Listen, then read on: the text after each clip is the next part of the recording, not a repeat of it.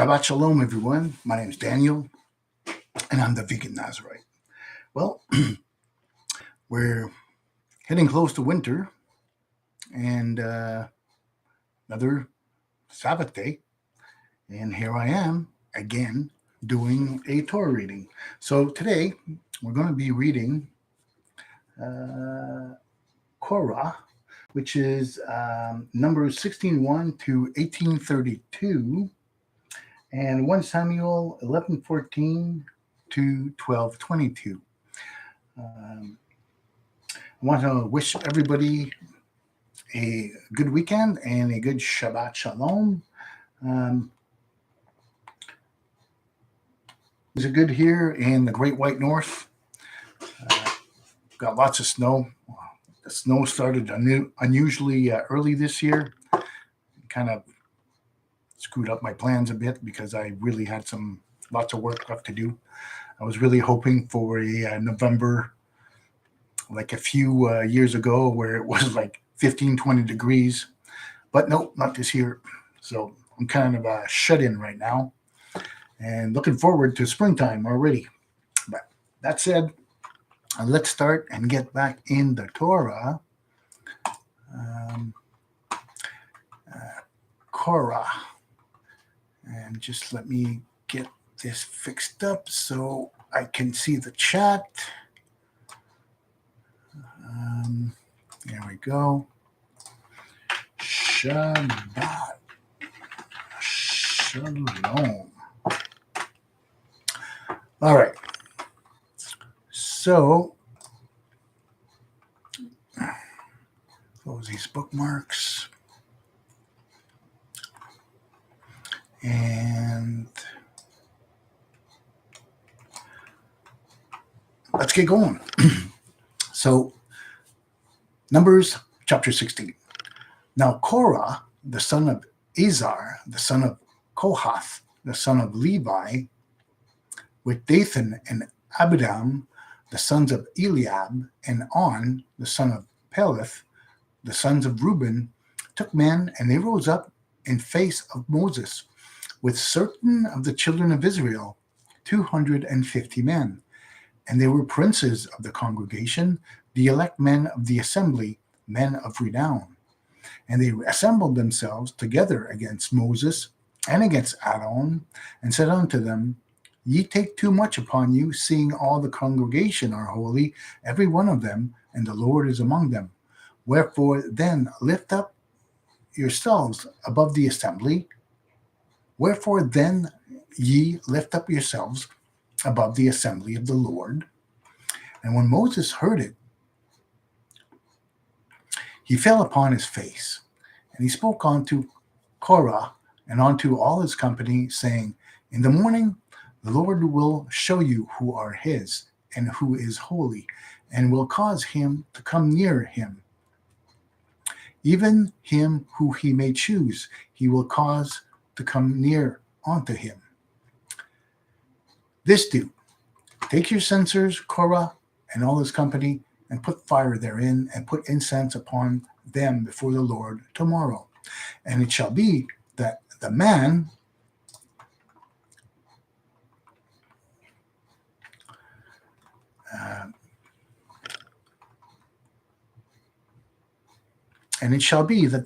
whom the Lord doeth choose, he shall be holy. Ye take too much upon you, ye sons of Levi. And Moses said unto Korah, Hear now, ye sons of Levi, is it but a small thing unto you that the God of Israel had separated you from the congregation of Israel, to bring you near to himself, to do the service of the tabernacle of the Lord, and to stand before the congregation to minister unto them? And he that hath brought thee near, and thy brethren of the sons of Levi with me, and ye will seek the priesthood also? Wherefore thou and all thy company that are gathered together against the Lord, and as to Aaron, what is he that you murmur against him? And Moses sent to call Dathan and Abiram, the sons of Eliab, and they said, We will not come up. Is it a small thing that thou hast brought up up out of a land flowing with milk and honey to kill us in the wilderness? But thou must needs make thyself also a prince over us? Moreover, thou hast not brought unto a land flowing with milk and honey, nor given us inheritance of fields and vineyards. Wilt thou put out the eyes of these men? We will not come up. And Moses was very wroth, and said unto the Lord, Respect not their offering. I have not taken one ass from them, neither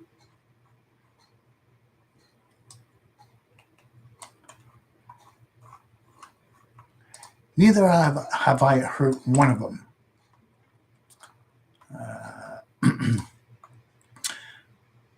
And Moses said unto Korah, Be thou and all thy congregation before the Lord, thou and they, and Aaron tomorrow. And take ye every man his firepan, and put incense upon them, and bring ye before the Lord every man his firepan, 250 firepans, thou also and Aaron, and each of his firepan. And they took every man his firepan, and put fire in them, and laid incense thereon, and stood at the door of the tent of meeting with Moses and Aaron. And Korah assembled all congregation against them unto the door of the tent of meeting, and the glory of the Lord appeared unto all the congregation. And the Lord spoke unto Moses and unto Aaron, saying, Separate yourselves from among this congregation, that I may consume them in a moment.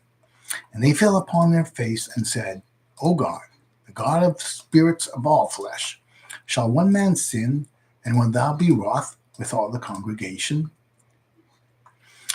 And the Lord spoke unto Moses, saying, Speak unto the congregation, saying, Get you up from about the dwelling of Korah, Dathan, and Abiram. And Moses rose up and went on to Dathan and Abiram, and the elders of Israel followed him. And he spoke unto the congregation, saying, Depart, I pray you, from the tents of these wicked men, and touch nothing of theirs, lest you be swept away in all their sins.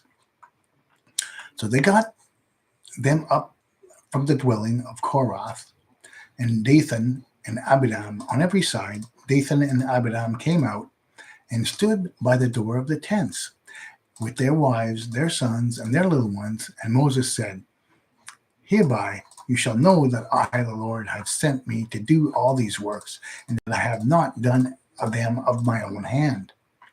If these men die the common death of all men, and be visited after the visitation of all men, then the Lord hath not sent me. But if the Lord make a new thing, and the ground open her mouth and swallow them up, with all that appertain to them, they shall go down alive into the pit, and you shall understand that these men have despised the Lord. And it came to pass, as he made and ended up speaking all these words, that the ground did cleave asunder and was under them. And the earth opened her mouth and swallowed them up, and their households, and all the men that appertained to Korah, and all their goods.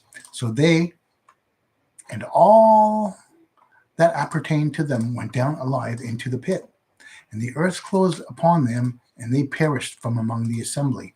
And all Israel that were round about them fled at the cry of them, for they said, Lest the earth swallow us up. And the fire came forth from the Lord, and devoured the 250 men that offered the incense. Chapter 17. And the Lord spoke unto Moses, saying, Speak unto Eleazar, the son of Aaron, the priest, that he take up the firepans out of the burning, and scatter thou the fire yonder, for they are become holy, even the firepans of these men who have sinned at the cost of their lives, and let them be made beaten plates for a covering of the altar, for they are become holy, because they were offered before the Lord, that they may be a sign unto the children of Israel. And Eleazar, the priest, took the brazen firepans which they that had offered, and they beat them out for a covering on the altar. to be a memorial unto the children of Israel, to end that no common man that is not of the seed of Aaron draw near to burn incense before the Lord, that he fare not as Korah and as his company, as the Lord spoke unto him by the hand of Moses. But on the morrow, all the congregation of the children of Israel murmured against Moses and against Aaron, saying, You have killed the people of the Lord. And it came to pass, when the congregation was assembled against Moses and against Aaron, that they looked towards the tent of meeting, and behold, the cloud covered it, and the glory of the Lord appeared. And Moses and Aaron came to the front of the tent of meeting. And the Lord spoke unto Moses, saying, Get you up from among the congregation, that I may consume them in a moment. And they fell upon their faces. And Moses said unto Aaron, Take thy firepan, and put fire therein off from the altar, and lay incense thereon, and carry it quickly into the congregation, and make atonement for them, for there is wrath gone out from the Lord. The plague is begun. And Aaron took as Moses spoke, and ran into the midst of the assembly, and behold, the plague was begun among the people, and he put on the incense, and made atonement for the people. And he stood between the dead and the living, and the plague was stayed. Now they that died by the plague were 14,700, besides them that died about the matter of Korah. And Aaron returned unto Moses unto the door of the tent of meeting, and the plague was stayed. And the Lord spoke unto Moses, saying, Speak unto the children of Israel, and take them of them rods, one for each father's house, all their princes according to their father's house. 12 rods, thou shalt write every man's name upon his rod. And thou shalt write Aaron's name upon the rod of Levi, for there shall be one rod for the head of the father's houses. And they shall lay them up in the tent of meeting before the testimony, where I meet with you. And it shall come to pass that the man whom I shall choose, his rod shall bud, and I will make to cease from me the murmurings of the children of Israel, which they murmur against you.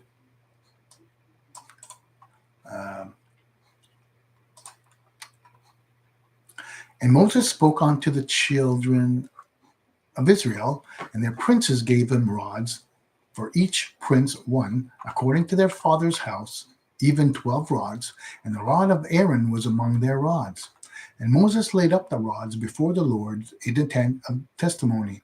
And it came to pass on the morrow that Moses went into the tent of testimony, and behold, the rod of Aaron of the house of Levi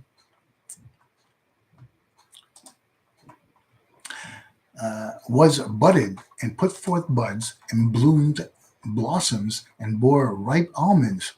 And Moses brought all the rods from before the Lord unto the children of Israel, and they looked and took every man his rod. And the Lord said unto Moses, Put back the rod of Aaron before the testimony, to be kept there for a token against the rebellious children, that they may be made an end of their murmurings against me, that they die not. Thus did Moses, as the Lord commanded him, so did he.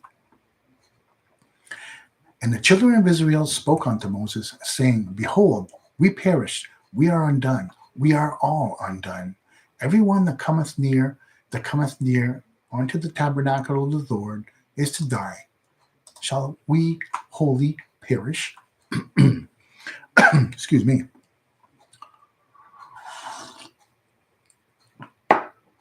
And the Lord said unto Aaron, Thou and thy sons, chapter 18. And the Lord said unto Aaron, Thou and thy sons and thy father's house, with all these shall bear the iniquity of the sanctuary, and thou and thy sons with thee shall bear the iniquity of your priesthood, and thy brethren also, the tribe of Levi, the tribe of thy father, bring thou near me with thee, that they may be joined unto thee and minister unto thee, and thou and thy sons with thee, being before the tent of testimony. And they shall keep thy charge and the charge of all the tent, only they shall not come nigh onto the holy furniture and on the altar, that they die not, neither they nor ye. And they shall be joined unto thee, and shall keep charge of the tent of meeting, whatsoever the servants of the tent may be. But a common man shall not draw nigh upon you.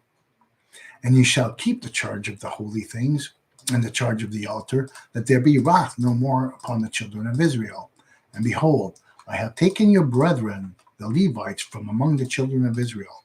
For you they are given as a gift unto the Lord, to do the service of the tent of meeting. And thou and thy sons with thee shall keep your priesthood in everything that pertaineth to the altar, and to that within the veil, and you shall serve. And I give you the priesthood as a service of gift, and the common man that draweth nigh shall be put to death. And the Lord spoke unto Aaron, and behold, I have given thee a charge of my heave offerings, even all of the hallowed things of the children of Israel. Unto thee I have given them for a consecrated portion, and to thy sons as a due forever. This shall be thine of the most holy things, reserved from the fire, every offering of theirs, every meal offering of theirs, and every sin offering of theirs, and every guilt offering of theirs, which they may render unto me, shall be most holy for thee and for thy sons. In a most holy place shall thou eat thereof. Every male may eat thereof, it shall be holy unto thee. And this is thine, the heave offering of their gift, all the wave offerings of the children of Israel. I have given them unto thee, and to thy sons, and to thy daughters with thee, as a due forever. Every one that is clean in thy house may eat thereof. All the best of the oil, and all the best of the wine, and of the corn, the first part of them which they give unto the Lord, to thee I have given them. The first ripe fruits of all that is in the land, which they bring unto the Lord, shall be thine. Every one that is clean in thy house may eat thereof. Everything devoted in Israel shall be thine. Everything that opened the womb of all flesh, which they offer unto the Lord, both man and beast, shall be thine. Howbeit the firstborn of man shalt thou surely redeem, and the firstling of unclean beasts shalt thou redeem. And their redemption money from a month old shall be thou redeem them, shall be according to thy valuation, 5 shekels of silver, after the shekel of the sanctuary, the same is 20 gerahs. But the firstling of an ox, or the firstling of a sheep, or the firstling of a goat, thou shalt not redeem. They are holy. Thou shalt dash their blood against the altar, and make their fat smoke for an offering made by fire, for a sweet savor unto the Lord. And the flesh of them shall be thine, as the wave breast and the right thigh, it shall be thine. All the heave offerings of the holy things, which are the children of Israel offer unto the Lord, I have given thee, and thy sons and thy daughters with thee, as a due forever. It is an everlasting covenant of salt before the Lord unto thee and unto thy seed with thee. And the Lord said unto Aaron, Thou shalt have no inheritance in their land, neither shalt thou have any portion among them. I am thy portion and thine inheritance among the children of Israel. And unto the children of Levi, behold, I have given all the tithes in Israel for an inheritance, in return for their service which they serve, even the service of the tent of meeting. And henceforth the children of Israel shall not come nigh unto the tent of meeting, lest they bear sin and die. But the Levites alone shall do the service of the tent of meeting, and they shall bear their iniquity. It shall be a statute forever throughout your generation. And among the children of Israel they shall receive no inheritance, for the tithes of the children of Israel, which they set apart as a gift unto the Lord, I have given to the Levites for an inheritance. Therefore I have said among them, among the children of Israel, they shall have no inheritance. And the Lord spoke unto Moses, saying, Moreover, thou shalt speak unto the Levites, and say unto them, When you take of the children of Israel the tithes which I have given you from them for your inheritance, then you shall set apart of it a gift unto the Lord, even a tithes of the tithes.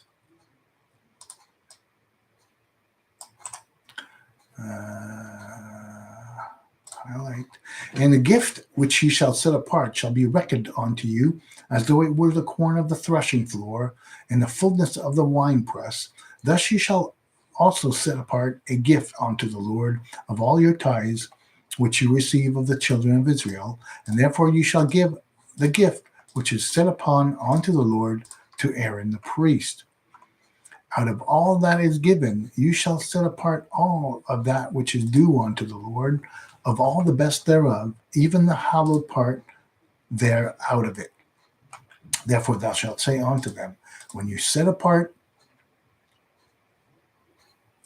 the best thereof from it, then it shall be counted unto the Levites as the increase of the threshing floor, and as the increase of the winepress.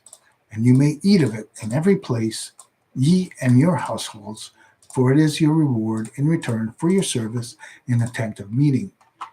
And you shall bear no sin by reason of it, seeing that you have set apart from it the best thereof, and you shall not profane the holy things of the children of Israel, that you die not.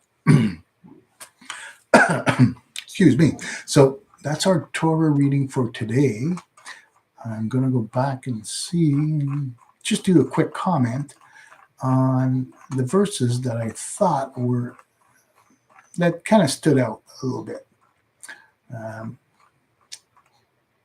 So we start off with basically a rebellion. Basically, Korah of the tribe of Levi, they take a few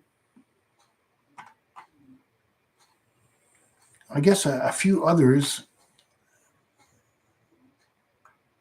and On, the son of Peleth, sons of Reuben, took man, and they rose up. Okay, so basically the tribe of Levi and some of the tribe of Levi and some of the tribe of Reuben basically go against Moses and basically accuse him of, oh, you take too much responsibility, this and that.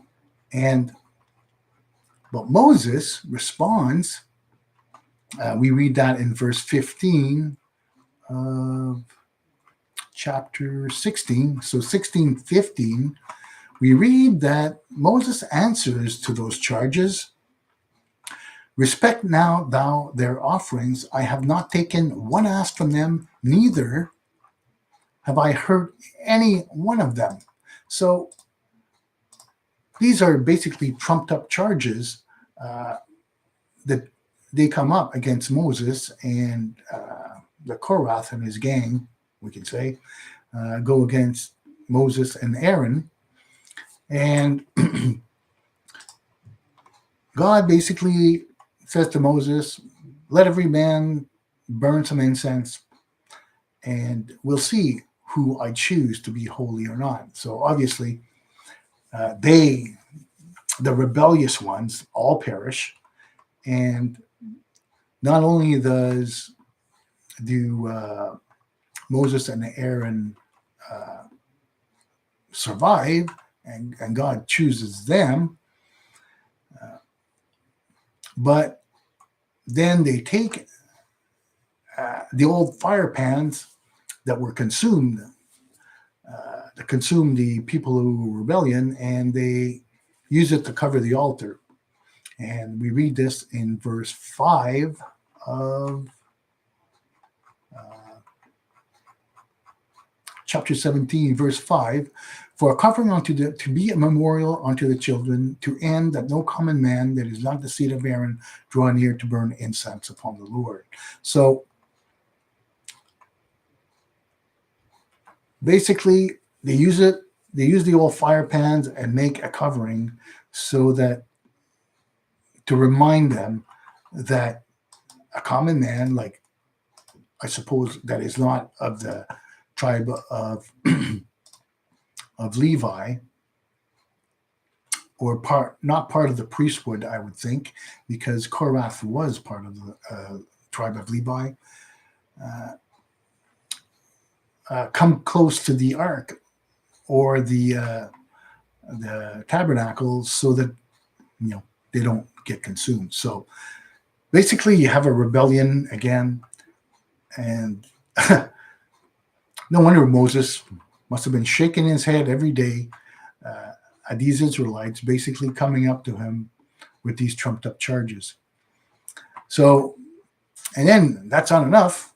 Another bunch, after these 250 from Korah get destroyed, then another gang, 14,000. So a bunch of them died in the plague, 14,000. And then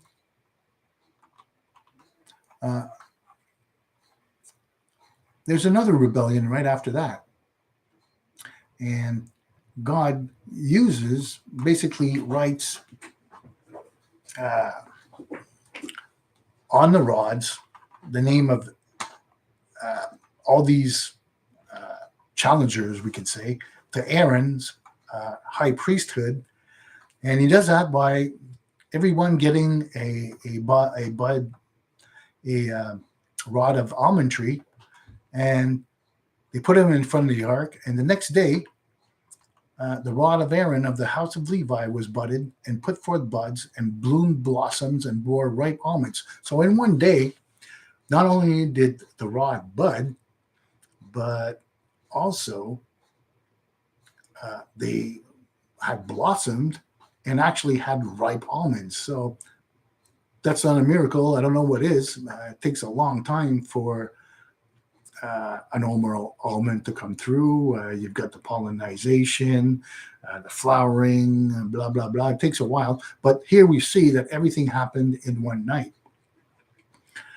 One more thing I want to say about Moses, and we can say that this is probably true of most prophets. Moses does not take anything from the congregation. He basically admits when they first challenge him that he never hurt any one of them, nor did he take one ass from any of these people. So Moses was basically working for free.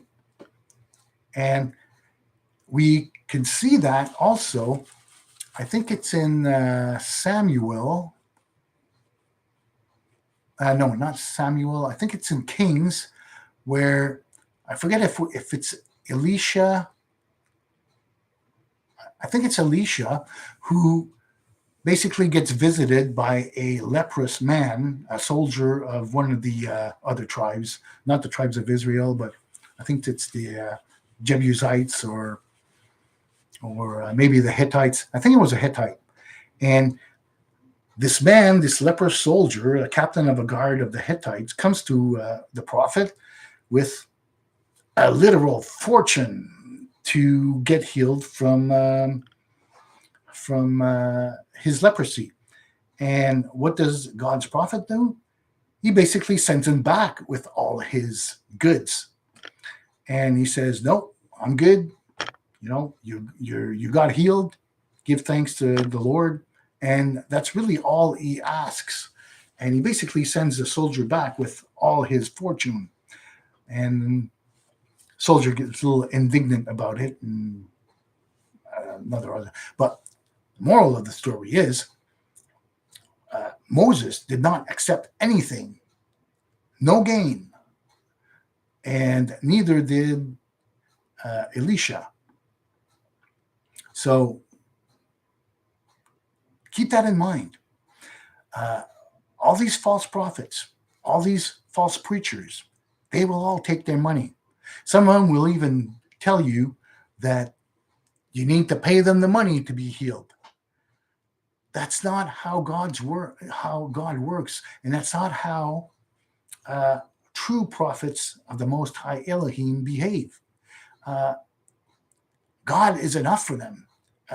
They see God's work besides them, and that is truly all they need. Uh, we're in the days in these end times where everything, I'm almost ready to say that almost every teacher is a false teacher, and almost every prophet is a false prophet. Uh, all of them either add or remove to the law. So if there's a preacher, teacher, a rabbi even, that takes your money, and we all have to do some sort of tithing uh, to thank God and to give back to God for what He gives us, and usually that's about 10%. Uh, we read that in Abraham when he gives 10% of the spoils to Melchizedek. So we all have to tithe, but be careful who you tithe to, because a lot of these are really big churches who probably are not using the funds for God's work. They're either using it for their own gain or for who knows what reasons. But a real prophet of God will not accept anything. God is enough for him. So I wanted to dwell on that because it's important. Yes, we have to tithe. Be careful who you tithe to.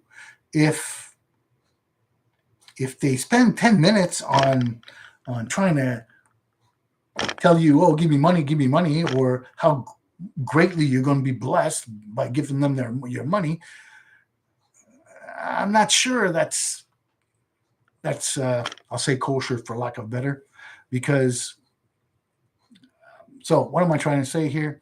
Be careful who you tithe to. Test the prophet and test the teacher. And if you're not sure how to do that, I did 2 very long videos, like 2 1-hour sermons on testing the prophets. And it's not that hard. Prophets and teachers basically are allowed to teach the Torah, and nothing more and nothing less. So by understanding this, if they add or remove from the Torah, they just turned themselves into a false teacher, false prophet. And just by those 2 little verses that we read in Deuteronomy, mostly from Deuteronomy 13 and Deuteronomy 18, if they add or remove from the Torah, they're not from God, because God sealed the Torah and all the worship service and the feast days, and there's really nothing more to add. And even worse is removing, because every preacher, false teacher, or false prophet, that's how they will gain, because they will add or remove from the Torah, the law of Moses, if you'd rather. God already ordained his service, his worship, his feast days, and there's nothing to add or remove from them. So, and we see in many of the churches today where they'll say things like, oh, we don't need to do the Torah anymore. Jesus abolished all that stuff. Well, guess what? He didn't abolish that stuff. And he even said so himself. He would not remove, one jot or tittle from the law. So again, I'm just make sure that your eyes are wide open and your ears are also wide open. Because, like I said, most of the churches, you can even say most of the synagogues also have some kind of corruption in them. So, and if you're asking me, I don't even want your money. I couldn't care less. God supplies me with everything I need, and that's good enough for me. So anyways, just be careful. We see an example here in the Torah of Moses admitting that all these charges were made up, that he never even took a donkey from them. So, and we also have the example of Elisha turning back the leprous man after he was healed and not taking, 1 shekel from his fortune. And again, we see, okay, I'm going to skip to verse, a little quick countdown. I'm trying to do this commentary as fast as I can. 18, 28, 26, sorry. Then you shall set apart a gift from the Lord, even a tithe of the tithes. Okay, so if you do run a ministry, it is your duty as an administrator of that ministry or a treasurer of that ministry. You have to also do your tithes. So you don't take. You take if you have to take if you take a tithes from someone. We see in this verse 28. You shall set apart a gift of the Lord, even a tithe of the tithe. So even a ministry who accepts a tithe must also give 10% of its tithe as a tithe of the tithe. So I'm not sure who the ministry would give to as the tithe of the tithe. What we do in our ministry is we take, my wife and I, we have our own ministry, so we tithe to this ministry. And then what we do is we then support other charities with our charitable funds. So that's our way of interpreting a tithe of a tithe. Tithe of a tithe. We give to here in Ottawa, we give to the Snowsuit Fund. There's various food banks. So that's our way of interpreting that. But you know what? I don't know it all. If you have a better interpretation, how to interpret that verse, which is, I think it's 18. Yeah, it is. So it's 1826 in the Torah. How to interpret tithe of a tithe? Go on, write in the comments, because that's our way to do it. And all I am is a student of the law. So is it right? Is it wrong? I'm not sure. Maybe I'm going to go back into the Torah later on and see if I can get more insight on this. Okay, let's move on. Okay, that's the last verse for today in the Torah. So let's move on to the prophets, which is 1 Samuel 11:14. Let's go there now. 1 Samuel 11:14. Let me open up the bookmarks. The law, the prophets. 1 Samuel 11. And we are going to start at verse 14.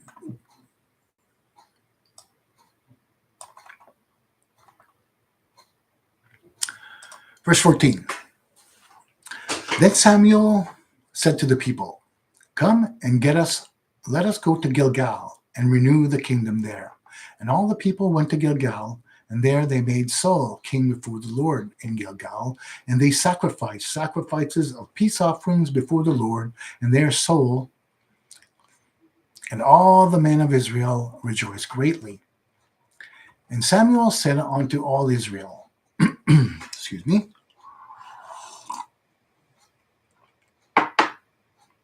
"Behold, I have hearkened unto your voice and all that you said unto me, and I have made a king over you. Now behold, the king walketh before you, and I am old and grey-headed, and behold, my sons are with you, and I have walked before you from my youth unto this day. Here I am, witness against me before the Lord, and before his anointed. Whose ox have I taken? Whose ass have I taken? Or whom have I defrauded? Or whom have I oppressed? Or whose hand have I taken a ransom to blind my eyes therewith? And I will restore it to you. And they said, Thou hast not defrauded us, nor oppressed us, neither hast thou taken outright of any man's hand.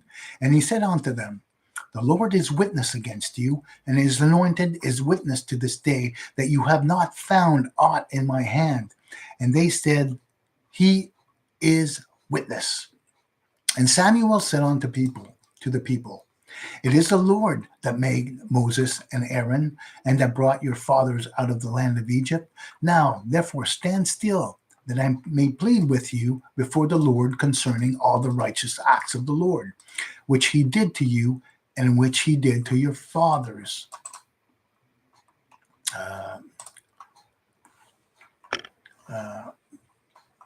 Which he did to and to your father. When Jacob was coming to Egypt, then your fathers cried out to the Lord, and the Lord sent Moses and Aaron, who brought forth your fathers out of Egypt, and they were made to dwell in this place. But they forgot the Lord their God, and he gave them over into the hand of Sisera, captain of the host of Hazor, and into the hand of the Philistines, and into the hands of the king of Moab. And they fought against them, and they cried on to the Lord, and said, We have sinned, because we have forsaken the Lord, and have served Baalim and Ashtaroth. But now deliver us out of the hand of our enemies, and we will serve thee. And the Lord sent Jerubbaal, and Bedan, and Japhat, and Samuel, and delivered you out of the hand of your enemies on every side. And ye dwelt in safety. And when you saw that Nahash, the king of the children of Ammon, came against you, you said unto me, Nay, but a king shall reign over us, when the Lord your God was your king. Now therefore, behold the king whom you have chosen, and whom you have asked for. And behold, the Lord had set a king over you. If you will fear the Lord, and serve him, and hearken unto his voice, and not rebel against the commandment of the Lord, and both ye and also the king that reigneth over you be followers of the Lord your God. But if you will not hearken unto the voice of the Lord, I'm just going to highlight this, but rebel against the commandment of the Lord, then you shall hand of the Lord be against you and against your father. Now therefore stand still and see this great thing which the Lord will do before your eyes. It is not wheat harvest today. I will call unto the Lord, that he may send thunder and rain, and you shall know and see your wickedness is great, which you have done in the sight of the Lord, in asking you for a king. So Samuel called unto the Lord, and the Lord sent thunder and rain that day, till all the people greatly feared the Lord and Samuel. And all the people said unto Samuel, Pray for thy servants unto the Lord thy God, that we die not. For we have added unto all our sins this evil, to ask for a king. And Samuel said unto the people, Fear not, you have indeed done all this evil, yet turn not aside from following the Lord, but serve the Lord with all your heart, and turn not aside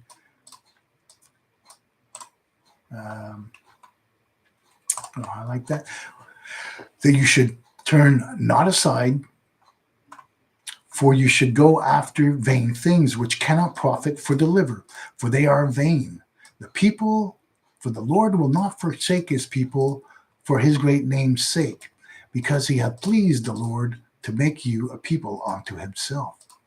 Moreover, as for me, Far be it from me that I should sin against the Lord in ceasing to pray for you, but I will instruct you in the good and the right way. Only fear the Lord and serve him in truth with all your heart. For consider how great the things he hath done for you, but you shall still do wickedly, you shall be swept away, both you and your king. Chapter 13, and we're going to be reading till... Oh, okay. I was only supposed to read to 12:22. Okay. Okay, a little bit more of a commentary here. So, as I was saying in the Torah reading, here we read, I used the example of Elisha, but now here we have Samuel doing exactly the same thing as Moses. He says in verse 12, 3, here I am, witness against me before the Lord and before his anointed. Whose ox have I taken? Or whose ass have I taken? Or whom have I defrauded? Or whom have I oppressed? Or whose hands have I taken a ransom to blind my eyes therewith? And we read in the Torah that accepting a gift does blind your eyes. And I will restore it to you. So basically, Samuel says, I haven't taken anything. And if I did, let me know and I'll give it all back to you. And they said, so the crowd actually says, thou hast not defrauded us nor oppressed us. That's a true prophet. True prophets live by the hand of God. They don't need anything from God because God gives them all they need. So again, this is the kind of person that you want to tithe to. The one that doesn't want anything from you. If the prophet or the pastor or the teacher says, oh, you got to give me this to get that, guess what? Right off the bat, that's a triple red flags blowing up, because we read here in the prophets and in the Torah that neither Moses nor Samuel took anything from the people they served. So I'm glad the prophets reading said exactly the same. And you know what? The thing I do really love about the Bible is that it is always consistent. It always refers back to the Torah, and a real prophet always follows the Torah to the letter. Judges are not allowed to accept gifts. And we read exactly that in these passages.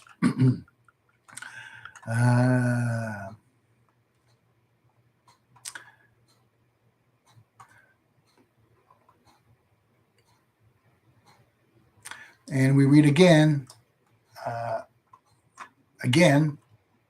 I'm going to say this again, and I've said it, I'll keep on saying it.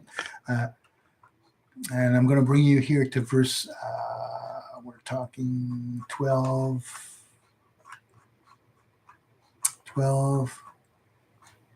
14. If you fear the Lord and serve him and hearken unto his voice and not rebel against his commandments, both you and the king that reigns over you be followers of the Lord your God. That's the condition. That always was the condition. If you want to be blessed, follow God, follow his commands, follow his prophets, his true prophets. They never waver. They are as solid as stone. They will never go against the Torah, nor shall they ever preach against it, because they know that anyone who adds or removes from the Torah basically changes the Torah into a curse. And again, we read that salvation is and always was conditional to the law of Moses. If a preacher, teacher, pastor, rabbi, it doesn't matter, if they tell you something different, we're coming close to Christmas time. It's December 20th today. If they tell you, oh, there's nothing wrong with Christmas, well, it absolutely is everything wrong with Christmas. It's not a feast of the Lord, and it has nothing to do with the Torah. So we are to reject these kinds of things because, again, they are additions to the Torah. And for those who are interested, I watched on Amazon Prime yesterday an excellent video, kind of full of AI slop images, but the video itself, the narrative, is actually pretty good.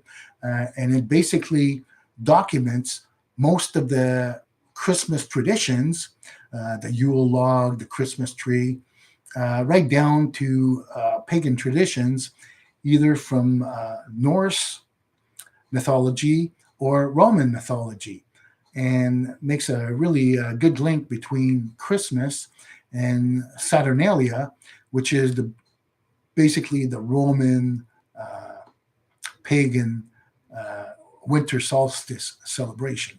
So Yeshua was not born on December 25th. There's really no need to celebrate that. The only command Yeshua ever gave was his for his apostles to love each other, and that's not really a new command. It's basically the love thy neighbor command in Leviticus. So even Yeshua doesn't add or remove from the Torah. So let that ding, ding, ding, ding, ding, ring some bells there in your head. There's nothing holy about Christmas.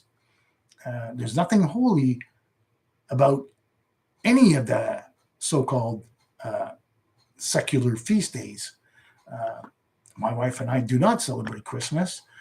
We don't do any decorations. The only times we did decorations of late, I'm a former Catholic, so yeah, we used to celebrate Christmas all the time. But I can tell that the day that we decided not to celebrate Christmas anymore, not so much in my wife's family, because my wife's family, both her parents are passed, but on my side, it caused a really big issues just because we decided that we weren't going to do that stuff anymore. So don't change any of the commandments of the Lord, and certainly don't add to it either. And here I'm gonna another one that I highlighted here, and we're moving to verse 12. But serve the Lord with all your heart and turn not aside, for you should go after vain things. Well, what's that short and narrow road? No, not short, straight and narrow road that Yeshua speaks of. Guess what? It's the Torah. Love God with all your heart, turn not aside, that you should go after vain things. Well, those vain things are Christmas, Easter, all these abominations made by men who say, oh, well, which is basically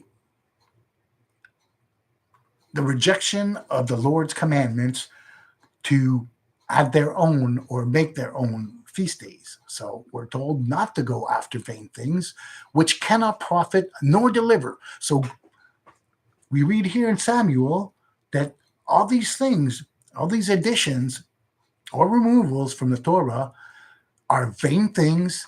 And we read in verse 21, turn not yet aside, for you should go after vain things which shall not profit nor deliver, for they are vain. Only fear the Lord. So they're vain things. There's no point in doing any of these things. If a prophet, teacher, priest, or whatever tells you, oh, you got to be holy, you got to do this, or you got to do that, well, if that's not in the Torah, it's a vain thing. It will not give you anything of value towards worshiping the God of Israel, or the God of Isaac, Abraham, and Jacob. Again, Torah is sealed. We can't add or remove to it. And I'm going to end with verse 24 of 12:24.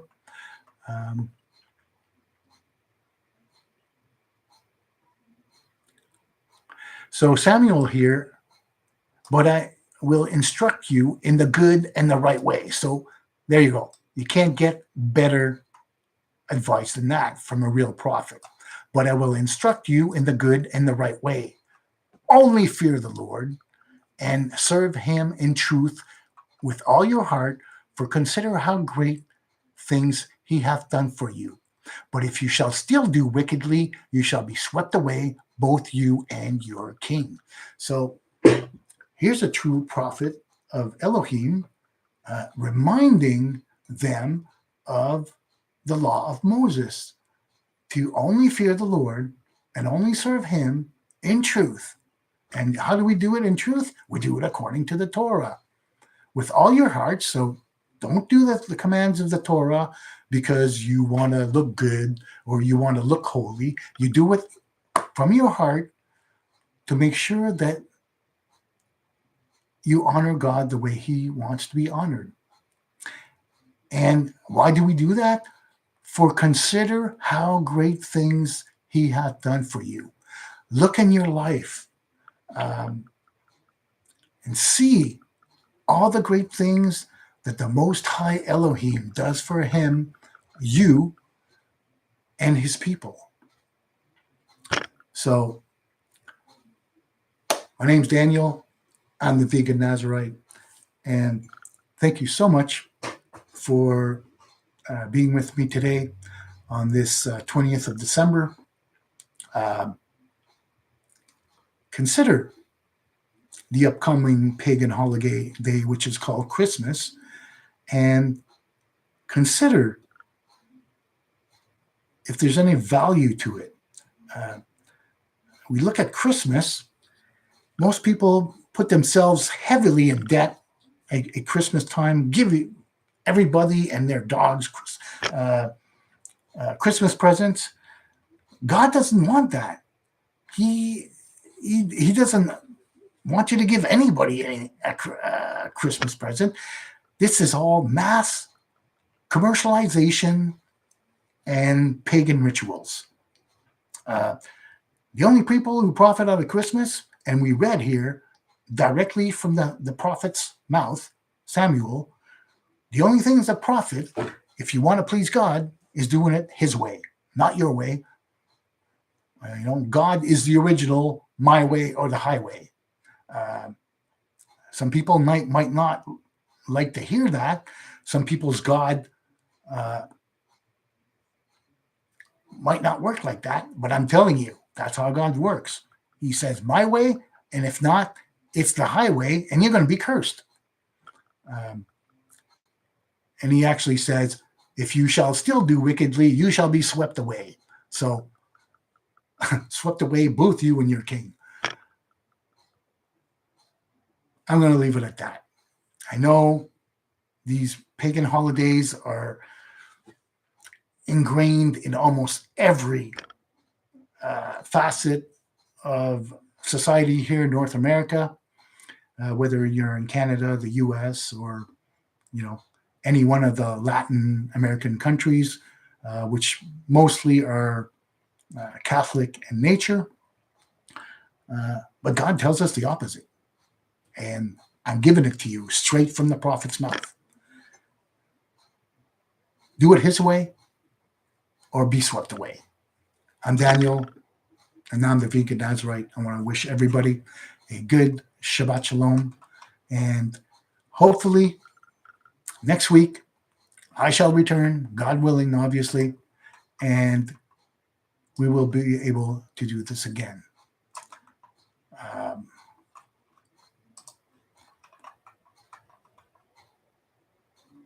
Oh, there you go.